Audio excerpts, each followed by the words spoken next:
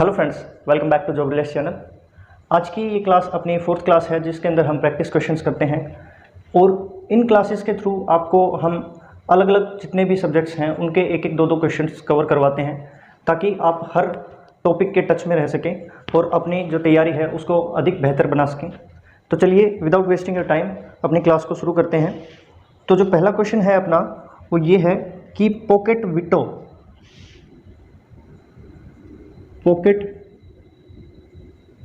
यानी कि जेबी वीटो जो होता है, वीटो पावर जो होती है, उसमें जो राष्ट्रपति है वो किसी विधेयक को कितने समय तक रोक सकता है। मतलब टाइम पीरियड कितना होता है कि उसको रोका जा सकता है। 1 मंथ यानी कि 1 महीना, 2 महीने, 6 महीने या फिर अनंत काल। किसी भी विधेयक को पॉकेट वीटो जो पावर है उसका प्रयोग करके कोई भी राष्ट्रपति है वो किसी विधेयक को कितने समय तक अपने पास रख सकता है। तो इसका आंसर हो जाएगा अनंत काल तक रख सकता है, क्योंकि इसके पास राष्ट्रपति एक ऐसी पावर होती है जो किसी भी विधेयक को अपने पास जितने टाइम तक चाहे तब तक रह सकता है बिना किसी जवाबदेही के।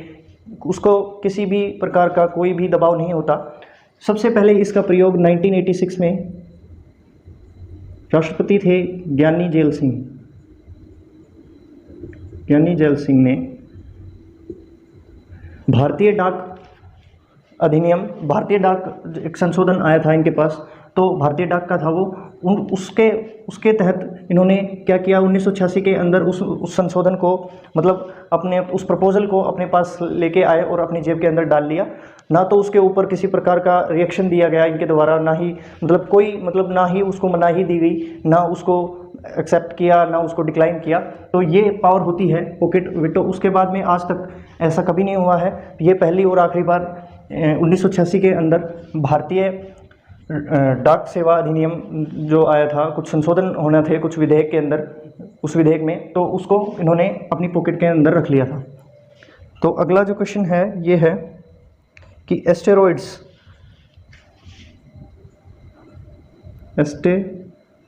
यानी कि क्षुद्र ग्रह किन ग्रहों के बीच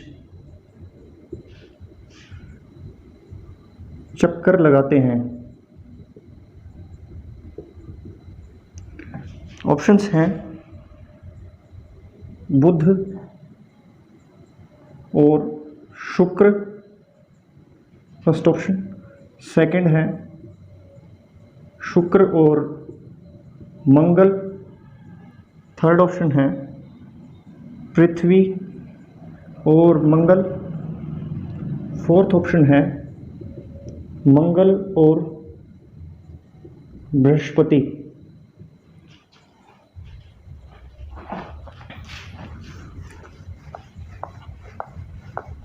जो एस्टेरॉइड्स हैं, क्षुद्र ग्रह जो हैं, वो किन ग्रहों के बीच चक्कर लगाते हैं, तो इसका जो आंसर है ये फोर्थ हो जाएगा, मंगल और बृहस्पति ग्रह। जैसे कि आपको पता है कि ये मान लीजिए सन है, ये सन है और ये एक छोटा सा ग्रह जिसको हम मरक्यूरी बोलते हैं। यहाँ पर ये वीनस और ये अर्थ, और फिर आती है अपना मार्स, और यहाँ पे आता है जुपिटर, जो साइज़ में अपनी जो अर्थ है उसका लगभग 1300 गुना बड़ा होता है। तो जो एस्टेरॉइड्स होते हैं यहाँ पर चक्कर लगाते हैं। ये मार्स की और जो जुपिटर की जो ऑर्बिट्स होती हैं, जिनकी जो कक्षाएं होती हैं, उनके बीच में चक्कर लगाते हैं टू द सन, यानी कि सन के अराउंड ही चक्कर लगाते हैं। इनका मार्स और जुपिटर के मतलब का कोई वो नहीं होता कि इनको सिर्फ मार्स और जुपिटर के ही मतलब अराउंड चक्कर लगाने हैं। ये चक्कर लगाते हैं ये सन के अराउंड, बट जो इनकी जो सिचुएशन है, जो लाई करते हैं ये मार्स और जुपिटर के बीच में। अगला क्वेश्चन है ताजे यानी मीठे पानी का सबसे बड़ा जलाशय क्या है।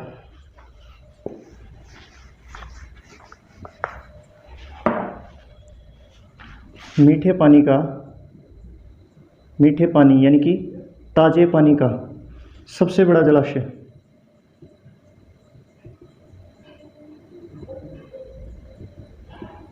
ऑप्शंस हैं भौम जल,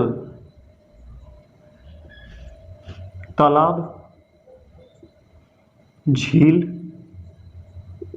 या फिर ग्लेशियर?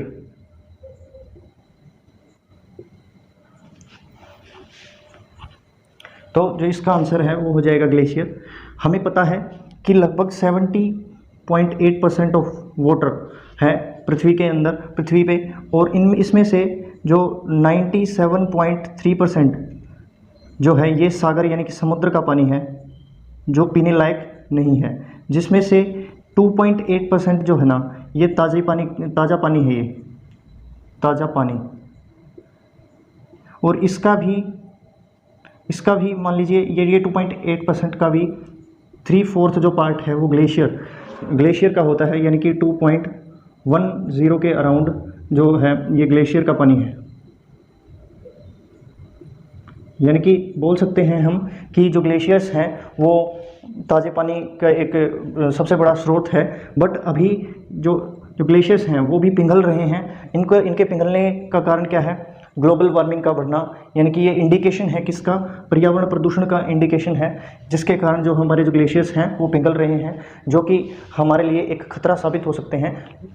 जो नहीं होना चाहिए वो अभी हो रहा है, यानी कि डिप्लीशन ऑफ ओजोन लेयर के कारण भी कुछ सन से कुछ ऐसी रेडिएशंस आती हैं जो ग्लेशियर्स को पिघलाने का काम करती हैं। सो अगला जो क्वेश्चन है अपना ये है कि जियोग्राफी शब्द, या फिर आप बोल दीजिए कि father of geography, father of geography,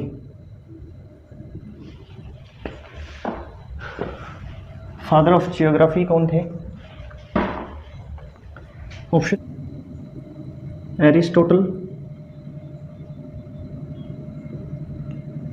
Theophrastus, Herodotus या फिर एराटोस्थनीज। फादर ऑफ जियोग्राफी कौन है? एरिस्टोटल, थियोफ्रेस्टस, हेरोडोट्स और एराटोस्थनीज। यानी कि इसका जो आंसर है वो एराटोस्थनीज हो जाएगा, क्योंकि इन्होंने ही सबसे पहले जियोग्राफी वर्ड को डिफाइन किया था, इन्होंने ही दिया था ये जियोग्राफी वर्ड, और इन्हीं को फादर ऑफ जियोग्राफी माना जाता है। जो एरिस्टोटल है इनका हिंदी में बोलते हैं अरस्तु बोला जाता है इनको। और ये जो हैं ये ये फादर ऑफ जूलॉजी के नाम से जाने जाते हैं। और ये जो थियोफ्रेस्टस हैं इनको फादर ऑफ बॉटनी, यानी कि वनस्पति विज्ञान के पिता के नाम से जाना जाता है। और हेरोडोट्स को आपको सबको पता है कि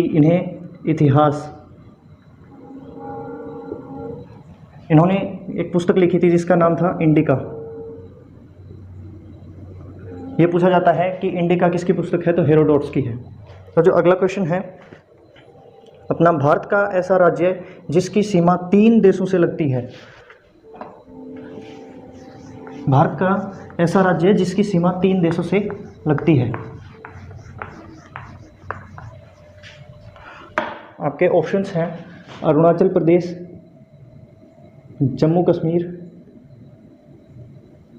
हिमाचल प्रदेश या मणिपुर।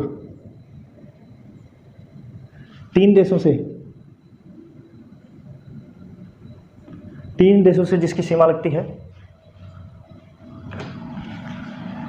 तो इसका जो आंसर है वो हो जाएगा अरुणाचल प्रदेश, क्योंकि आप ऐसे समझिए यहाँ पे कुछ इस तरीके से अरुणाचल प्रदेश की सीमा है। जो इस साइड में ये क्या है, ये है जी भूटान, यहाँ पे लगता है भूटान,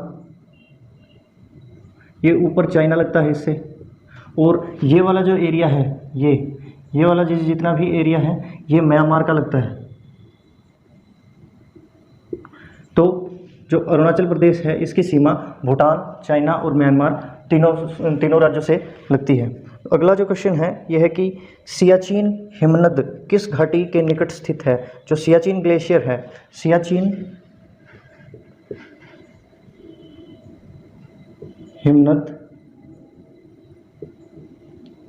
किस घाटी के निकट स्थित है। ऑप्शंस हैं नुब्रा घाटी, नीलम घाटी, साइलेंट घाटी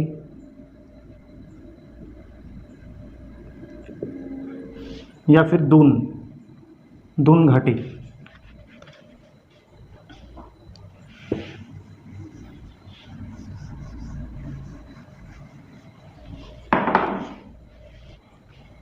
इसका आंसर हो जाएगा नुब्रा घाटी, क्योंकि ये कुछ ऊपर का हिस्सा जैसे इस तरीके से है, अपने इंडिया का कुछ इस तरीके से है, तो ये जो रीजन है ये लद्दाख वाला एरिया है, और ये जे एंड के वाला हिस्सा है। तो यहाँ पे पड़ता है ये सियाचिन ग्लेशियर, सियाचिन, और नुब्रा जो वैली है वो यहाँ पे पड़ती है, जो नुब्रा और शोक जैसी जो नदियां हैं उनके संगम से बनने वाली घाटी है, जो यहाँ पर पड़ती है, जो सबसे इसके नज़दीक है। और जो नीलम जो घाटी है वो कुछ यहाँ पे पड़ती है, जो कश्मीर इस साइड में जो दूसरा जो क्षेत्र है इस तरफ पड़ती है। बट सबसे निकट की बात की जाए तो जो नुब्रा वैली है वो सबसे नज़दीक पड़ती है सियाचिन ग्लेशियर के। अगला जो क्वेश्चन है ये है कि इनसाइडर ट्रेडिंग संबंधित है, इनसाइडर ट्रेडिंग संबंधित है किससे है? आपके ऑप्शंस हैं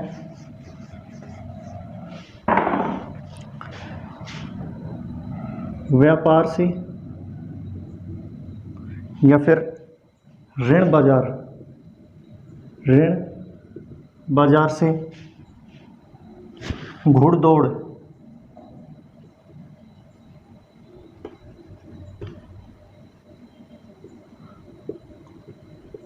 घुड़दौड़ से, या फिर शेयर बाजार से।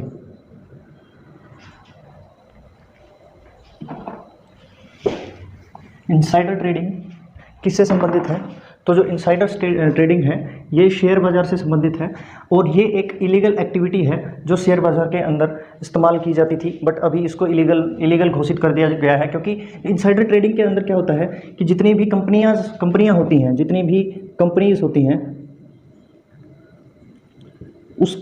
उसका जो कोई भी प्रोडक्ट है उससे रिलेटेड अगर कोई भीतरी अगर कोई जानकारी मिलती है तो उसका प्रभाव जो है सीधा शेयर बाज़ार पर पड़ता है। तो कुछ लोग ऐसे थे जिन्होंने क्या किया कि उसके जो अंदर के जो एम्प्लॉयज़ हैं या फिर कोई कर्मचारी हैं या फिर किसी और भी आउटर सोर्स के जरिए उन जो इनसाइडर जो जितनी भी जानकारियाँ थी उनको गेन कर लेते थे, और उसके हिसाब से अपना जो पैसा है या अपना निवेश है उसको शेयर बाज़ार के अंदर इस्तेमाल किया जाता था, जो एक इलीगल एक्टिविटी थी।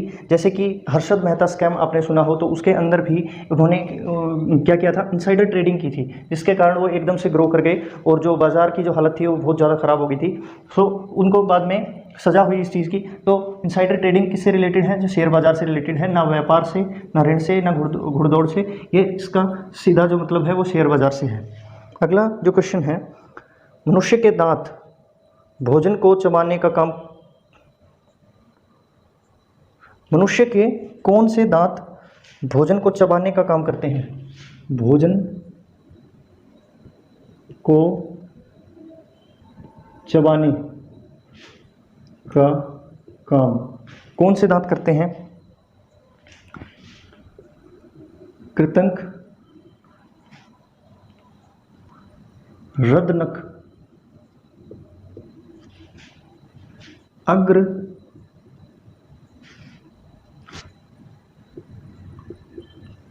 चौर्णिक या फिर चौर्णिक। मनुष्य के कौन से दांत हैं जो भोजन को चबाने का काम करते हैं? कृतंक का मतलब होता है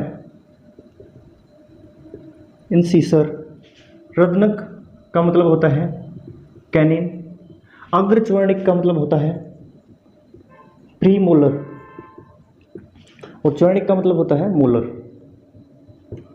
इनमें से कौन भोजन को चबाने का काम करते हैं?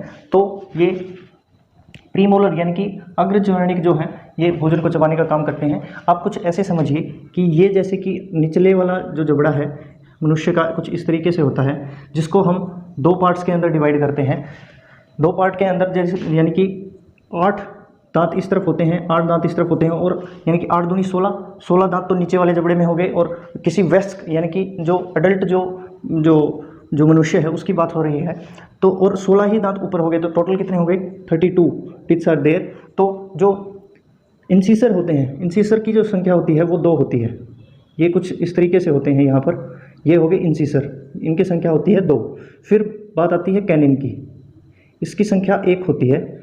फिर आते हैं प्रीमोलर, ये भी 2 ही होते हैं, तो और यहाँ पे होते हैं ये 3, यानी कि ये प्रीमोलर, ये कैनिन, और ये हो गए मोलर। यानी कि एक साइड में 8 दांत होते हैं किसी भी वयस्क के, जो जिनका काम अलग अलग होता है। जो इंसीसर होते हैं इनका काम होता है कटिंग करना, यानी कि कोई भी खाना है, जैसे कि किसी प्रकार का, जैसे कि चॉकलेट है, उसकी एक बाइट करना, उसको आगे वाले जो दांत हैं उनसे काटना, इंसीसर दांतों का काम होता है कटिंग का। और सबसे पहले यही दांत आते हैं, जो छोटा बेबी होता है उसमें जो इंसीसर जो कृतंक जो दांत हैं वहीं आते हैं। फिर बात आती है कैनिन की, ये जो दांत होते हैं ये किसी को शेयरिंग करना, यानी कि फाड़ना, यानी कि भोजन को फाड़ना। जैसे मान लीजिए आप एप्पल खाते हैं, पूरा एप्पल अगर हम ऐसे ही बाइट करके खाते हैं तो हमारे ये जो कैनिन वाले जो दांत हैं, एक एक दांत, ये एप्पल के अंदर फंस के उस बाइट को फाड़ देते हैं, यानी कि इसका काम होता है शेयरिंग, यानी कि फाड़ना। और जो प्रीमोलर होते हैं ये च्यूइंग के काम आते हैं, यानी कि चबाने के काम आते हैं, चबाने वाले दांत होते हैं, इनकी संख्या 2 होती है। और मोलर जो हैं ये ग्राइंडिंग करते हैं, यानी कि पीसने का कार्य करते हैं। और एक बात और बताता हूँ, ये तो है वयस्क की बात, यानी कि एक साइड में 8, यानी कि 8 × 4 = 32। और जैसे ही बात आती है चाइल्ड की, किसी भी बच्चे के अंदर इनकी जो संख्या है, इंसीसर जो दांत होते हैं वो 2 होते हैं, कैनिन 1 होता है, उसके अंदर प्रीमोलर नहीं होते, प्रीमोलर बिल्कुल 0 होते हैं। और जो मोलर जो दांत होते हैं वो भी सिर्फ 2 ही होते हैं, यानी कि चाइल्ड के अंदर 4 साल तक, लगभग 4 साल की उम्र तक प्रीमोलर जो दांत होते हैं वो नहीं होते। तो उनकी जो संख्या हो गई ये 4 5 × 4, यानी कि टोटल 20 ही दांत होते हैं बच्चे के। और एक फैक्ट और है कि हम अपने जो हम बोलते हैं जो दोबारा कितने दांत आते हैं, सिर्फ 20 दांत ही ऐसे होते हैं जो दोबारा से आते हैं, यानी कि मिल्क टीथ के टूटने के बाद, जो दूध के जो दांत होते हैं बच्चे के, वो टूटने के बाद सिर्फ 20 ही दांत ऐसे होते हैं जो दोबारा से आते हैं, ग्रो करते हैं। तो ये जो कॉन्सेप्ट है ये बहुत ज़बरदस्त कॉन्सेप्ट है, आपको ये समझ में आया होगा कि भोजन को चबाने का काम कौन से दांत करते हैं, प्रीमोलर करते हैं, कटिंग का काम करते हैं इंसीसर, और जो कैनिन हैं वो शेयरिंग यानी कि फाड़ने का काम करते हैं, और जो मोलर हैं वो सिर्फ ग्राइंडिंग का कार्य करते हैं। तो आप चाहें तो इसका स्क्रीनशॉट ले सकते हैं।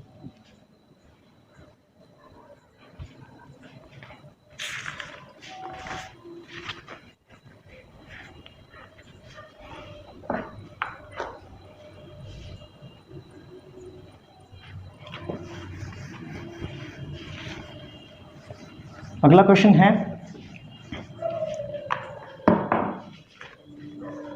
क्वेश्चन है बाइल जूस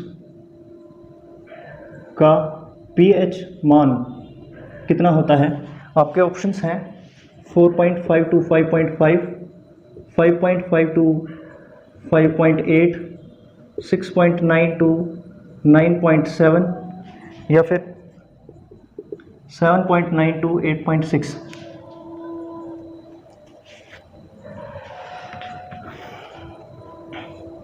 तो जो बाइल जूस का जो पीएच मान होता है वो 7.9 to 8.6 होता है। जो उसका जो नेचर होता है वो बेसिक है, बेसिक इन नेचर होता है, क्योंकि ये जो इसका काम क्या है, इसका काम है किसी भी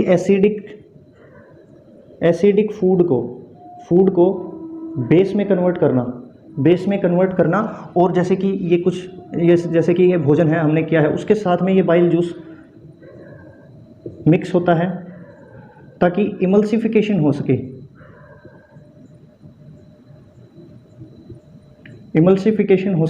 और इमल्सिफिकेशन के कारण क्या होता है, ये जो भोजन है ये छोटे छोटे टुकड़ों में टूट के उसको हजम करने में जो एक इम्पोर्टेंट रोल प्ले करता है। तो इसका काम क्या है बाइल जूस का, वो जो एसिडिक फूड है उसको बेस में कन्वर्ट करना है, ये इसका काम होता है। और एक क्वेश्चन और बनता है कि जो बाइल जूस का प्रोडक्शन कहाँ होता है,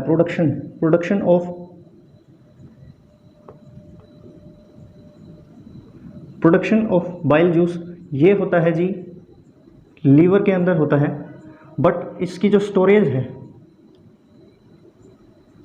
स्टोर कहाँ होता है, ये गैल ब्लैडर के अंदर इसकी स्टोरेज होती है। अगला क्वेश्चन है which vitamin is soluble in water. मैं आपको ऑप्शंस देता हूँ, उनमें से आपको बताना है कि इनमें से कौन सा विटामिन है जो पानी के अंदर घुलनशील है, यानी कि which vitamin is soluble in water. आपके ऑप्शंस हैं के, ई, सी या फिर ए। इनमें से कौन सा विटामिन है जो पानी के अंदर घुलनशील है? तो जो सी जो विटामिन है वो पानी के अंदर घुल जाता है, यानी कि जो बी और सी ये दो ऐसे विटामिन्स हैं जो वाटर सोल्यूबल हैं, और के, ई, डी और ए ये जो विटामिन्स हैं ये फैट सोल्यूबल होते हैं। और अभी एक चीज़ और कर लेते हैं, इनका जो साइंटिफिक नेम है वो और जानना जरूरी हो जाता है किसी भी मतलब एस्पिरेंट्स के लिए। बायोलॉजी के अंदर एक ज़बरदस्त टॉपिक है ये कि अलग अलग एग्जाम्स के अंदर पूछा जाता है कि विटामिन सी का क्या नाम है, विटामिन के का क्या नाम है। तो जो के का नाम है, जो साइंटिफिक नेम है वो है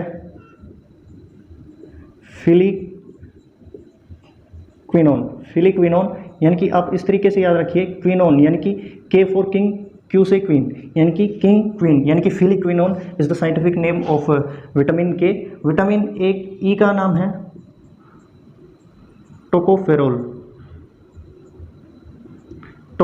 is the scientific name of E. इसको ब्यूटी विटामिन भी बोला जाता है, विटामिन सी का जो साइंटिफिक नेम है वो है एस्कॉर्बिक एसिड, और ए का नाम है रेटिनोल। आप चाहें तो इसका स्क्रीनशॉट ले सकते हैं। अगला जो क्वेश्चन है वो ये है कि यदि पिता का ब्लड ग्रुप ओ, फादर है उनका जो ब्लड ग्रुप है वो ओ है। मैं RH फैक्टर की बात नहीं कर रहा हूँ, मैं सिर्फ ब्लड ग्रुप की बात कर रहा हूँ कि जो फादर का ब्लड ग्रुप है वो है O और मदर का ब्लड ग्रुप है वो है AB। तो ये पूछ रहा है कि बच्चे का ब्लड ग्रुप, जो चाइल्ड है, जो इनका जो बच्चा है उसका जो ब्लड ग्रुप है वो AB होने की संभावना कितनी है? ऑप्शंस हैं 0%, 25%, 50% या फिर 75%। तो आपको बताना है यदि फादर का जो ब्लड ग्रुप है वो है O, मदर का AB, तो चाइल्ड का है AB होने की संभावना कितनी है, आपको ये बताना है। तो देखिए मैं ऐसे क्वेश्चंस को कुछ इस तरीके से सोल्व करता हूँ कि जो जैसे कि मान लीजिए फादर है, फादर का ब्लड ग्रुप हो गया O और मदर का ब्लड ग्रुप हो गया AB, ठीक है। तो यहाँ पे AB है, ये सिर्फ O है, तो हम इसको जस्टिफाई करने के लिए एक O और लगा देते हैं और कुछ इस तरीके से क्रॉस करवाएंगे इनको कि O का A के साथ क्रॉस करेंगे तो OA बन गया, फिर इसी O का B के साथ करेंगे तो OB बन गया, फिर इस O की बारी आई तो इस O का A के साथ करवाएंगे तो OA, और फिर यहाँ पे OB, यानी कि OA या फिर OB कोई भी ब्लड ग्रुप नहीं होता। तो यहाँ पे जो एक्स्ट्रा O हैं हम उनको निकाल देते हैं, ये निकल गए हमारे O जितने भी थे। तो फाइनली क्या बचा, या तो सिंगल A बचा या सिंगल B बचा। यहाँ पे भी सिंगल A है, यहाँ पे भी B है, तो इसके चांस कितने हो गए 25% A होने के, यहाँ पे भी 25% A होने के, यानी कि टोटल कितने हो गए A हो गए जी अपने 50%, और यहाँ पे B और B, यानी कि ये 25% ये 25%, यानी कि 50% चांस अपने हो गए B होने के। यानी कि कहा जा सकता है कि यदि फादर का जो ब्लड ग्रुप है वो O है और मदर का ब्लड ग्रुप AB है, तो जो बच्चे का AB होने का जो चांस है वो है 0%, यानी कि उनका जो ब्लड ग्रुप है बच्चे का या तो फिर 50% A होगा या फिर 50% B होगा, ना कि ना ही उसका O हो सकता है, ना ही उनका ए बी हो सकता है, उनका अलग अलग A या B हो सकता है। और जो रही बात RH फैक्टर की पॉजिटिव या नेगेटिव होने की, वो डिपेंड करता है बच्चे के फादर के डी एंटीजन पे। अगर उनके ब्लड ग्रुप में डी एंटीजन है तो बच्चे के डी एंटीजन के जो ब्लड ग्रुप में भी डी एंटीजन प्रेजेंट मिलेगा, और अगर फादर के ब्लड ग्रुप में डी एंटीजन प्रेजेंट नहीं है तो वो ए नेगेटिव या फिर बी नेगेटिव होगा। आप चाहें तो इसका स्क्रीनशॉट ले सकते हैं।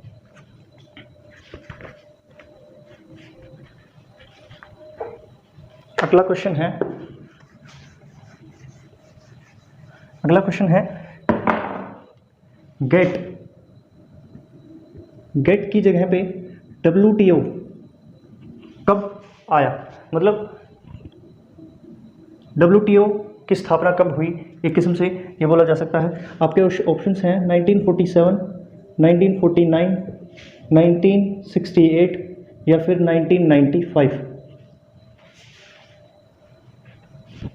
तो जो आंसर है वो हो जाएगा 1995 में। 1 जनवरी 1995 में WTO यानी कि वर्ल्ड ट्रेड ऑर्गेनाइजेशन की स्थापना हुई। और जो गेट की जो स्थापना है वो हुई थी 1947 के अंदर, जिसका जो फुल फॉर्म है वो ये है कि general agreement on trade and tariff. General agreement on trade and tariff is the full form of GATT, जिसकी स्थापना हुई थी 1947 के अंदर, जो बाद में WTO का रूप मिला जिसे 1995 में, जिन दोनों का ही जो हेडक्वार्टर है वो है जिनेवा स्विट्जरलैंड के अंदर। और जो अगला क्वेश्चन है ये है कि लावणी और तमाशा लोक नृत्य कहाँ का है। ऑप्शंस हैं महाराष्ट्र, MP, UP या फिर राजस्थान। तो जो लावणी और तमाशा जो नृत्य हैं वो महाराष्ट्र से संबंधित हैं। अगला क्वेश्चन है प्रसिद्ध मीनाक्षी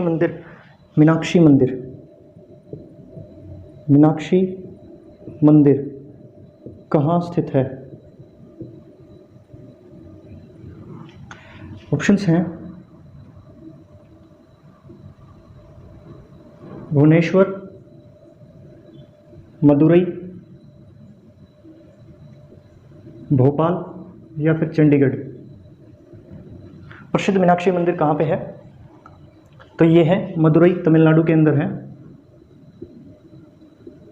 तमिलनाडु में है। अगला क्वेश्चन है कंप्यूटर में फंक्शंस की संख्या कितनी होती है। इन कंप्यूटर में फंक्शंस की कितनी होती हैं। ऑप्शंस हैं 10, 11, 12 या फिर 14।